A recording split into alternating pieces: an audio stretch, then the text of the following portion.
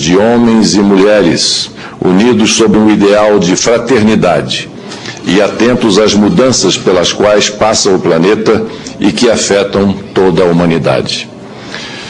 Com a presença de Sua Excelência, o Sr. Christian Bernard, e do Sr. Hélio de Moraes e Marques, grande mestre da Ordem Rosa Cruz para os países de língua portuguesa, dou por iniciada a presente reunião e convido para presidi-la Sua Excelência o senhor senador Mozarildo Cavalcante, autor do requerimento de vinda a esta comissão do senhor Christian Bernard.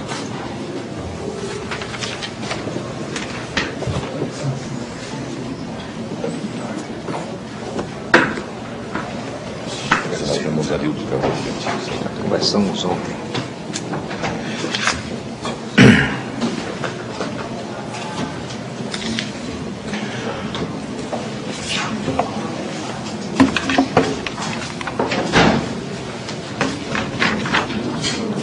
A presente reunião destina-se a ouvir em audiência pública o senhor Christian Bernard, diretor-presidente internacional da Ordem Rosa Cruz, a respeito dos aspectos relacionados com a Conferência do Rio +20. Conforme já foi explanado pelo senador presidente Fernando Collor, eu concedo a palavra nesse momento ao senhor Christian Bernard para fazer a sua exposição.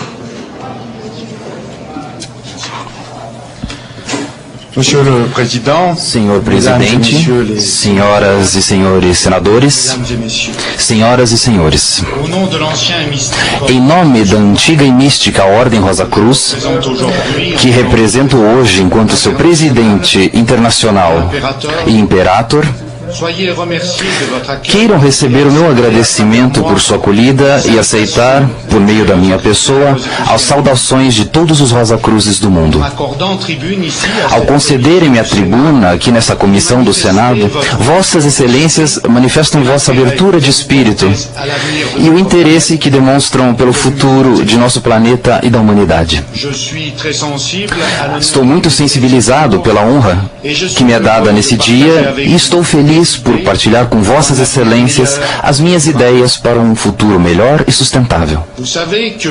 Vossas Excelências sabem que o humano é uma criatura dual, com um corpo físico e um outro espiritual, chamado geralmente de alma. É dito que Deus criou o ser com o pó da terra e que lhe insuflou pelas narinas o sopro da vida. Se trouxermos esta afirmação para uma linguagem menos poética, porém mais científica, podemos dizer que o homem é composto de elementos materiais da Terra e que cada uma de suas células é formada de elementos físicos vivos e revitalizantes de nosso planeta. Por tão complexo, admirável e maravilhoso que seja o mecanismo do corpo humano, quer seja na sincronização de seus movimentos ou na sua faculdade de se movimentar, etc., não se deve esquecer que ele é composto de elementos terrestres e que não pode existir senão graças a uma lei imutável.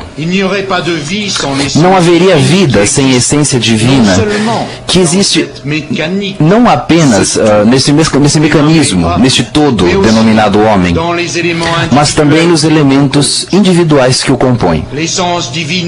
A essência divina está presente na água, nos minerais, na vegetação e em tudo o que existe em estado natural. Negar esta evidência redunda em negar a vida em si. É por isso que, quando essa força vital abandona o corpo, este se torna matéria morta. Para colocar em ação suas leis, Deus precisa dos seres viventes. Assim como nós temos uma necessidade vital de sua essência divina para manter nosso corpo físico vivo. Na medida em que o homem destrói seu envoltório físico, ele diminui a capacidade de evolução de sua alma. Mas o que será da humanidade se esta sublime harmonia e este acordo perfeito forem rompidos? O que é válido para o corpo físico do homem também o é para a Terra. Em algumas décadas, teremos destruído nosso meio ambiente e escasseado nossos melhores recursos. Os elementos físicos aos quais me referi anteriormente correm o risco de logo não serem mais do que uma lembrança, classificada nos grandes arquivos do tempo.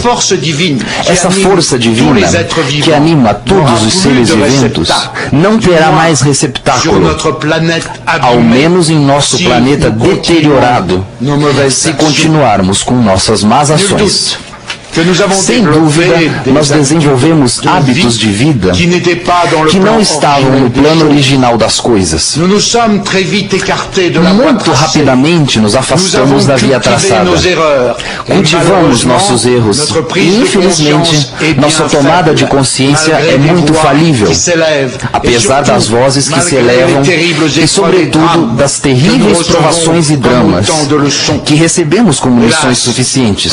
Infelizmente, nem sempre reconhecidas como tais e não compreendidas. Nossa violação das leis quebra o nosso acordo com a natureza e nos distancia cada dia um pouco mais de Deus. Se Deus criou o homem à sua imagem, não é para que ele se atribua o direito de transgredir ou de mudar as leis fundamentais da natureza. O homem se afasta do bom caminho, da luz do sol, do magnetismo da terra, das benesses da água pura e de todas as boas vibrações cósmicas. Brincamos de aprendizes feiticeiros ou de pseudocientistas. Acreditamos poder dominar o mundo e moldar suas leis conforme a nossa conveniência, não para nosso bem-estar e nem tampouco sem reservas, mas para uma fruição imediata, por ganância e por orgulho. Não somos muito ridículos e pequenos face a uma onda de 15 metros destruindo um muro que afirmávamos indestrutível?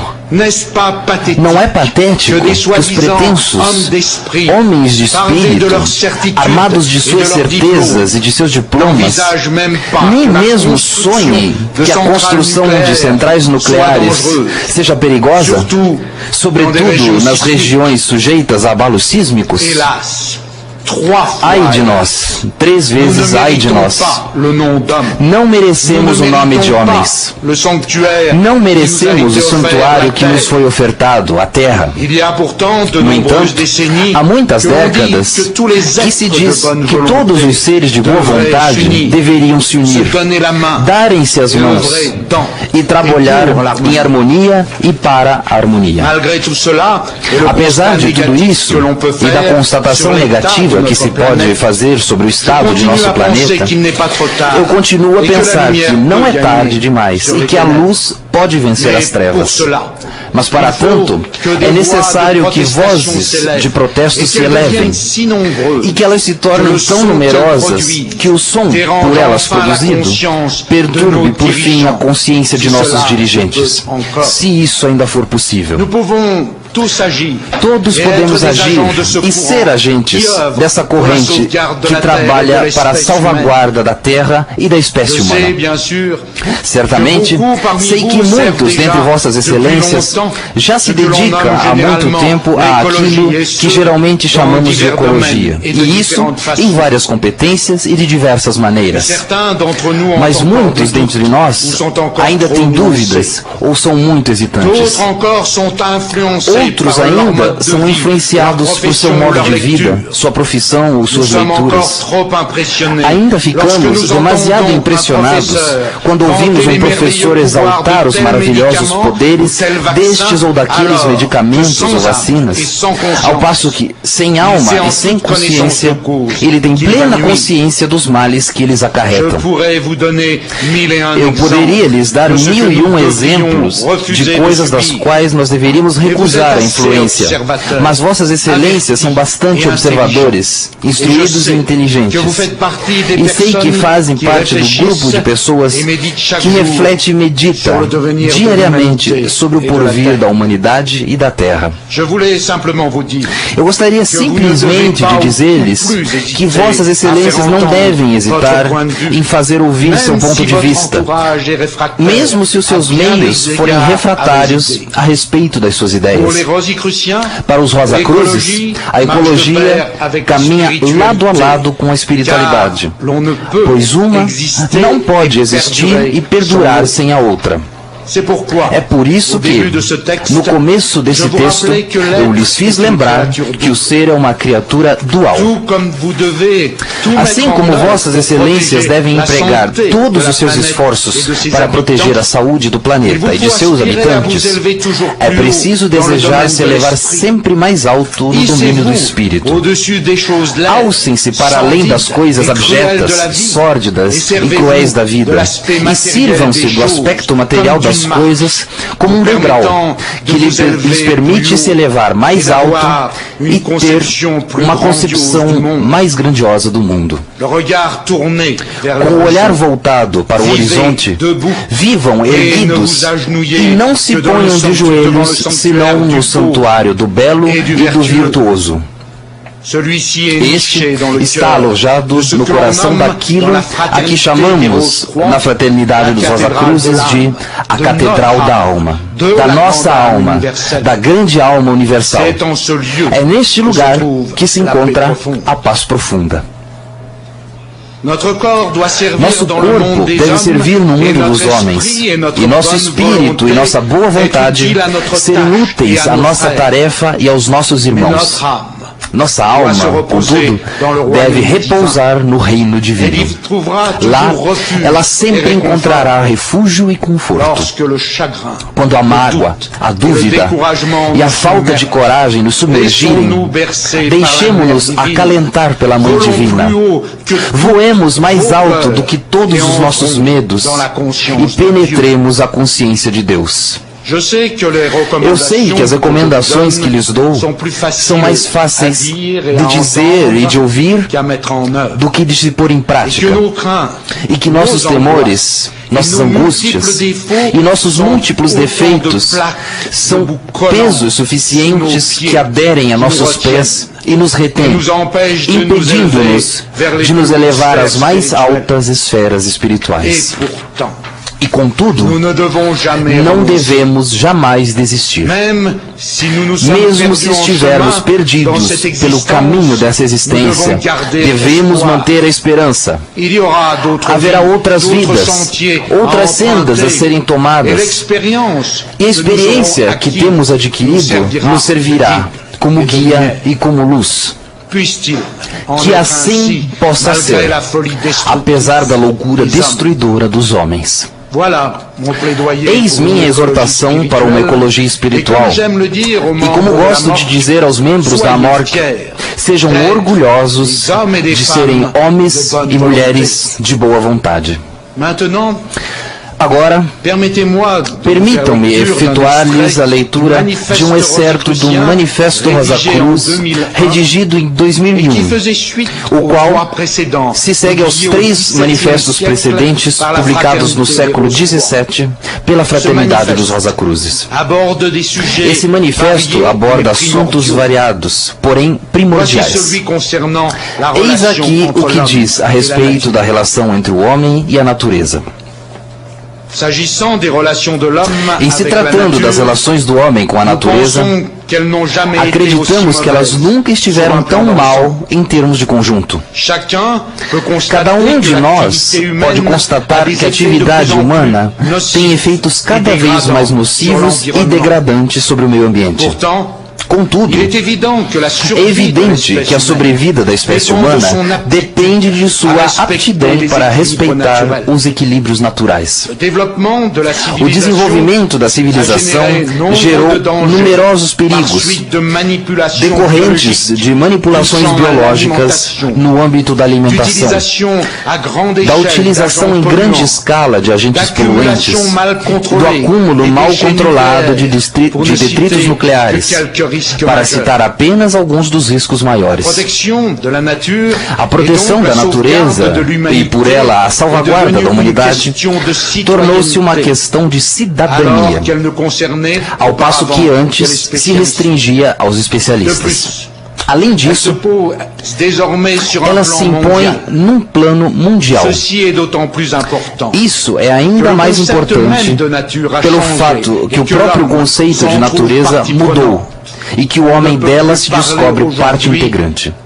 Não se pode mais falar hoje em dia de natureza em si. A natureza será, portanto, aquilo que o homem quiser que ela seja.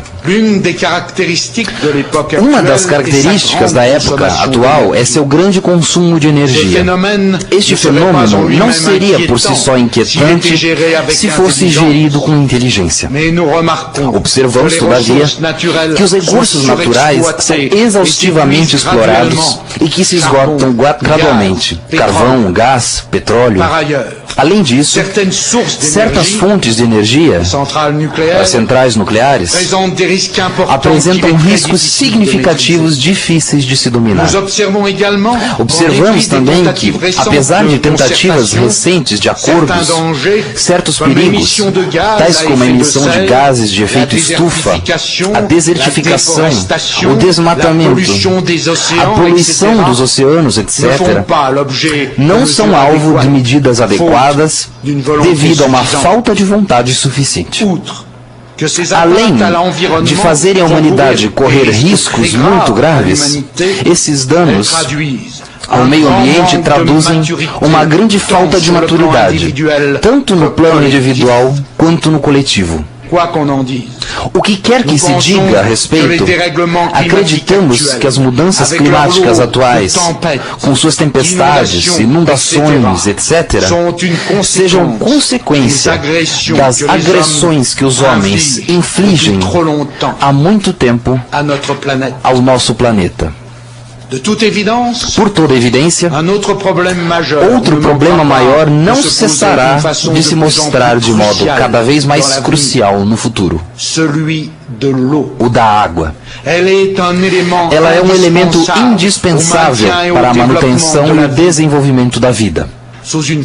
Sob uma forma ou outra, todos os seres viventes têm necessidade dela. O homem não é exceção a esta lei natural, posto que seu corpo é formado por 70% de água. Ora, o acesso à água doce está hoje limitado a cerca de 1 em cada 6 habitantes do globo. Proporção que arrisca atingir o número de 1 para 4 em menos de 50 anos, devido ao aumento da população mundial e da poluição de córregos e rios. Os maiores especialistas concordam em dizer hoje que o ouro branco será, mais do que o ouro negro, a questão deste século, com todos os riscos de conflitos associados que isso pode fazer supor. Uma tomada de consciência global também se impõe acerca deste problema. A poluição do ar também comporta perigos consideráveis para a vida em geral e para a espécie humana em particular. A indústria, a calefação e os meios de transporte contribuem para uma degradação de sua qualidade e poluem a atmosfera, constituindo ainda fonte de risco para a saúde pública. As zonas urbanas são as mais afetadas por esse fenômeno, que ameaça se expandir na medida do avanço da urbanização. Nessa ordem de ideias, a hipertrofia das cidades constitui um perigo não negligenciável para o equilíbrio das sociedades. A propósito de seu crescimento, adotamos o parecer que Platão, a quem já nos referimos, deu em sua época. A cidade pode crescer até o ponto em que conserva sua unidade, mas nunca além disso. O gigantismo não pode favorecer o humanismo, no sentido em que o definimos. Ele gera necessariamente instabilidade no seio das grandes cidades e engendra mal-estar e insegurança. Em se tratando das relações do homem com o universo, acreditamos que estas se fundamentam sobre a interdependência. Sendo o homem um filho da Terra e a Terra um filho do universo, o homem é, portanto, um filho do universo. É assim que os átomos que compõem o corpo humano provêm da natureza e se reúnem nos confins do cosmos, o que leva os astrofísicos a dizerem que o homem é o filho das estrelas. Mas se o homem deve ao universo, o universo, por sua vez, deve também muito ao homem. Não a sua existência, certamente, mas sim a sua razão de existir. Com efeito, o que seria do universo se os olhos do homem não o pudessem contemplar? Se sua consciência não o pudesse abraçar? E se sua alma não pudesse nele se refletir? Na realidade, o universo e o homem necessitam um do outro para se conhecerem e mesmo para se reconhecerem, o que nos leva a evocar o célebre adágio: conhece a ti mesmo e conhecerás o universo e os deuses. Eis, portanto, um excerto de nosso Manifesto Rosa Cruz, e eu exorto àqueles dentre vocês que desejam conhecê-lo em sua globalidade. Contudo, não quero perder a oportunidade de também chamar a atenção para um evento da maior importância, que vai se realizar muito em breve. A Conferência sobre Desenvolvimento Sustentável, a Rio+20, que será realizada aqui no Brasil, na cidade do Rio de Janeiro. No início deste ano, a Organização das Nações Unidas publicou um documento preparatório para esta conferência. O segundo capítulo deste documento, que recebeu o nome de O Futuro que Queremos, faz uma avaliação do progresso obtido quanto ao desenvolvimento sustentável e a conservação do planeta, desde a ECO 92, conferência que é considerada marco e uma referência para os temas da ecologia e da sustentabilidade. Peço licença para citar-lhes um pequeno trecho deste documento, em que os autores, embora reconhecendo os avanços obtidos nos últimos 20 anos, advertem para setores que não avançaram, ou mesmo que apresentaram retrocessos. Novas evidências científicas demonstram a gravidade das ameaças que enfrentamos. Desafios novos e emergentes incluem a contínua intensificação dos problemas, requerendo respostas mais urgentes. Preocupa-nos profundamente que cerca de 1 bilhão e 400 milhões de pessoas ainda vivam na extrema pobreza e que 1/6 da população do mundo esteja mal nutrida, com pandemias e epidemias continuando como ameaças onipresentes. O desenvolvimento não sustentável aumentou a pressão sobre os recursos naturais limitados da Terra e sobre a capacidade de carga dos ecossistemas. Nosso planeta suporta 7 bilhões de pessoas, com expectativa de alcançar 9 bilhões até 2050. Essa advertência, tenho certeza que notaram, concorda integralmente com o que dissemos em nosso Manifesto Rosa Cruz, e em particular com o excerto que acabei de lhes ler. O que sabemos, senhoras e senhores, é que essa situação global que vivemos hoje não pode perdurar. Não haverá felicidade para o ser humano enquanto sua satisfação for colocada apenas no aumento do consumo, que, por sua vez, incentiva formas de produção que consomem cada vez mais recursos e energia e que deixam um rastro de restos descartáveis que só agravam a poluição ambiental. Não haverá esperança para o futuro se o desenvolvimento econômico continuar a ser feito a qualquer custo, mesmo que este seja do desmatamento, do uso abusivo dos recursos naturais e da poluição do clima. Não haverá paz enquanto 20% da população mundial viver na extrema pobreza e outro percentual, esse dificilmente calculável, viver sem dignidade em aglomerações urbanas inchadas e violentas. Quando lançamos o manifesto, nosso objetivo foi o de conclamar a todos, homens e mulheres de boa vontade, a se engajarem efetivamente em uma cruzada em defesa da vida. Não só a vida presente, mas também as futuras no nosso planeta. Quero agora aproveitar essa oportunidade que me é dada para renovar esta conclamação. A conferência que está prestes a se realizar no Brasil, um país que já detém uma posição de grande importância nas decisões globais, representa uma oportunidade única para que as nações assumam um forte e definitivo compromisso para mudar o rumo do entendimento que temos das palavras progresso e desenvolvimento. Progresso e desenvolvimento foram feitos para o ser humano e não o contrário. Esta é uma tarefa que não cabe somente aos governos, mas é um esforço que, pela sua própria magnitude, precisará ser feito por uma aliança entre o poder público, as organizações empresariais privadas e as organizações e movimentos da sociedade civil. Só uma aliança como esta poderá dar conta do tamanho dos desafios que teremos no futuro. Alguns podem pensar que este desejo não passa de uma utopia de um grupo de idealistas ou sonhadores. Não é assim.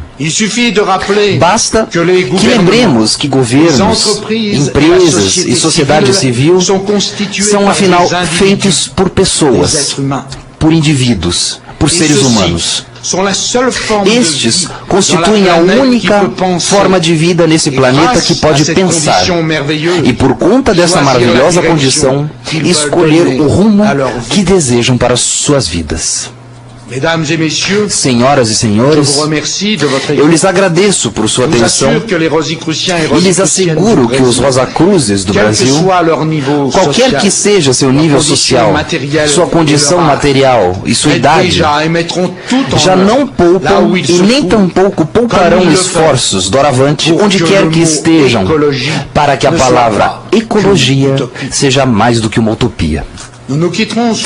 Encerraremos com esse texto Rosa Cruz que redigi especialmente para o lançamento da campanha de sensibilização à ecologia, lançada nesse ano de 2012 pelo grande mestre da jurisdição de língua portuguesa da AMORC, o senhor Hélio de Moraes e Marques. Ele se intitula Exortação Rosa Cruz para uma Ecologia Espiritual. No começo deste século XXI e do terceiro milênio, quando o futuro de nosso planeta está gravemente ameaçado e com ele a sobrevida da humanidade, lembremos-nos que a Terra que povoamos hoje existe há mais de 4 bilhões de anos. Que o homem, como tal, surgiu há cerca de 3 milhões de anos e que em menos de um século ele a colocou em perigo. Lembremos-nos que 2/3 de nosso planeta são cobertos por mares e oceanos, que nosso próprio corpo é composto por 75% de água e que não podemos sobreviver sem ela. Lembremos que as florestas são os pulmões da terra, que elas produzem o oxigênio que nós respiramos e que sem elas não haveria atmosfera e, portanto, não haveria vida. Lembremos que os animais viviam em nosso planeta milhões de anos antes da aparição do homem, que a sobrevida da humanidade depende deles e que eles são seres inteligentes e sensíveis. Lembremos-nos que todos os reinos da natureza são interdependentes, que não há vazio ou fronteira entre eles e que eles são, cada qual em seu nível e sob formas diferentes, dotados de consciência. Lembremos-nos que a Terra está rodeada por uma aura eletromagnética resultante das energias naturais que lhe são próprias e que esta aura, combinada com a atmosfera, participa da vida. Lembremos-nos que a existência de nosso planeta não é fruto do acaso ou de um conjunto de circunstâncias, mas que faz parte de um plano concebido e posto em prática por essa inteligência universal a que chamamos Deus. Lembremos-nos que a Terra não é apenas um planeta que permite que os seres humanos vivam, mas que também é o meio pelo qual suas almas podem se encarnar para cumprir sua evolução espiritual. Lembremos-nos que nosso planeta é uma obra-prima da criação, que embora não seja único no universo, não deixa de ser uma raridade e que é um grande privilégio para a humanidade habitá-lo. Lembremos-nos que a Terra não nos pertence, que ela foi posta à nossa disposição para o tempo de nossas vidas e que ela é o mais precioso dos patrimônios que podemos transmitir às gerações futuras. Lembremos-nos que não temos nenhum direito perante nosso planeta, mas apenas deveres: respeitá-lo, preservá-lo, protegê-lo, em uma só palavra, amá-lo. Lembremos-nos disso. Lembremos também nossos filhos e façamos nossa seguinte fórmula: Terra humanitas que una sunt.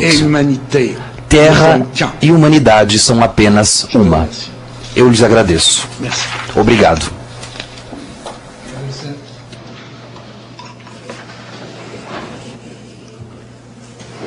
Agradecendo a explanação do Dr. Christian Barnard, eu quero dar a palavra ao senador Cristóvão Buarque, que é o presidente da Subcomissão Permanente do Acompanhamento da Rio+20 e do Regime Internacional sobre Mudanças Climáticas. Vossa Excelência tem a palavra, senador. Senador Mozarello, eu quero, em primeiro lugar, parabenizá-lo por ter tomado a iniciativa desta sessão. Em primeiro lugar, isso. Em segundo lugar, parabenizar o Dr. Christian Barnard e toda a morte pelo poema que o senhor nos transmitiu nessa manhã aqui. Porque o seu discurso tem um estilo que vai muito além dos discursos que nós estamos acostumados a ouvir. Mais que tudo isso, o que eu quero parabenizar é pelo conteúdo da sua fala, do seu poema. E pelo que essa fala preenche um vazio que nós estamos tendo em relação a Rio+20. O que acontece é que a Rio+20 é uma reunião para discutir o planeta. Mas quem virá não vai ser representante do planeta, vai ser representante de cada país, pensando especificamente nos interesses do seu país, dos seus eleitores. A Rio+20 é uma reunião para pensar as próximas gerações, e quem virá vai estar pensando nas próximas eleições. Então nós corremos o risco de ter um diálogo entre representantes de países sem nenhum sentimento de planeta. Representantes de eleitores sem nenhum sentimento de gerações. E o seu discurso preenche esse vazio, porque o senhor traz um discurso em que eu listei aqui diversas vezes a palavra planeta, diversas vezes a palavra humanidade, diversas vezes a palavra civilização. Ouvi mesmo a sua fala trazendo a necessidade de um novo conceito para progresso, de um novo conceito para desenvolvimento. E eu temo que a maior parte dos debates na Rio+20 vai ser sobre como continuar o mesmo progresso, apenas usando um novo tipo de combustível nos automóveis, em vez de mudar a concepção de progresso civilizatório.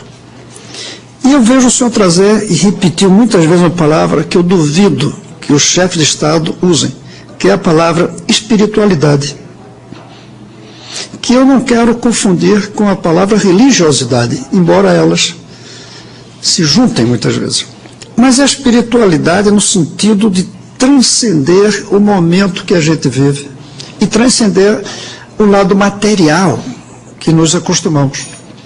É a espiritualidade no sentido de valorizar a cultura, de valorizar a educação, acima do consumo. Então, suas palavras enriquecem muito o debate que nós temos tentado fazer sobre a Rio+20, senador Mozarildo. Mas também gostei muito, porque o senhor não ficou só na ideia de um planeta como se fosse uma unidade, de uma civilização como se fosse apenas uma unidade. O senhor lembrou que 20% vive em condições de muita pobreza. E uma percentagem vive em condições de muita riqueza. E o senhor falou da necessidade de quebrar essa desigualdade. E o que a gente sente no seu discurso, e que falta em muitos dos discursos nossos e políticos, é um sentimento de indignação com essa realidade. A realidade de um modelo que não pensa as próximas gerações e que na geração atual não pensa na desigualdade. Então o senhor levanta o risco de que nós não sejamos uma espécie humana suicida, que nós sejamos uma espécie construtiva. E nós estamos caminhando mais para um suicídio, daqui a 100, 200 anos, sei lá quanto tempo, do que para uma civilização construtiva, construidora. E, finalmente, eu quero dizer que se esse sua fala, esse pledoyer, como o senhor diz, se essa sua fala simboliza o pensamento Rosa Cruz, eu nem sabia, mas eu sou Rosa Cruz também.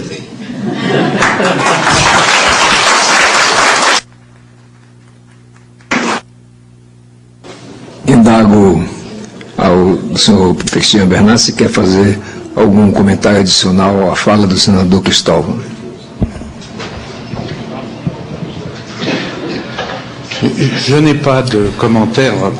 Eu não tenho nenhum comentário particular a fazer, mas, além de dizer que eu estou bastante de acordo com o que ele explicou e espero que ele tenha mais deveres, mais vozes que vão se elevar no Brasil. E eu sei que vocês partilham esse ponto de vista e tudo que eu posso fazer é felicitá-los. E eu posso dizer que continue, pois nosso planeta, pelo que entendi, estamos todos em perigo.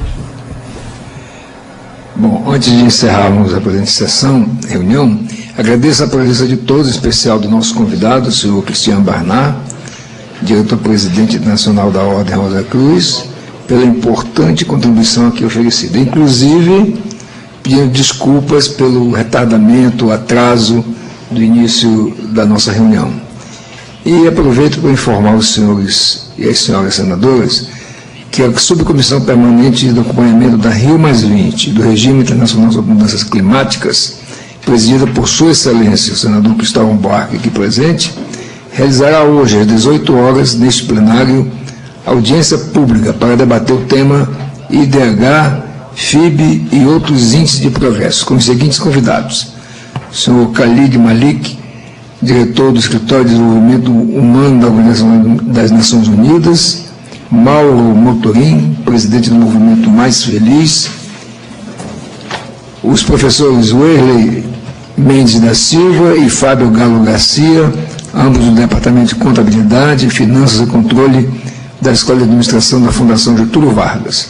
Por fim, convoco as senhoras e senhores senadores para a nossa próxima reunião, a ser realizada na segunda-feira, dia 7 de maio, às 18 horas, neste plenário, dando continuidade à série de audiências públicas rumo da política externa de 2011-2012, com a apresentação do terceiro painel Diplomacia do Futuro, Perspectivas, do 5º ciclo de audiências intitulado Política Externa Brasileira, com os seguintes convidados: embaixador Rui Nogueira, secretário-geral do Ministério das Relações Exteriores, ministro Francisco Rezec, ex-juiz da Corte Internacional de Justiça de Haia, ex-ministro do Supremo Tribunal Federal e ex-ministro das Relações Exteriores, professor José Flávio Sombra Saraiva, da Universidade de Brasília, UNB, e do professor Lier Pires Ferreira, do Instituto Universitário de Pesquisa do Rio de Janeiro. Portanto, agradecendo mais uma vez ao nosso expositor, ao doutor Hélio também aqui presente, que é presidente para a área de língua portuguesa, e a todos os rosacrucianos aqui que nos abrilhantam com suas presenças, dou por encerrada a presente reunião. Antes, eu queria pedir para o senador Cristóvão que fizesse a entrega ao nosso convidado de uma placa alusiva à sua presença aqui.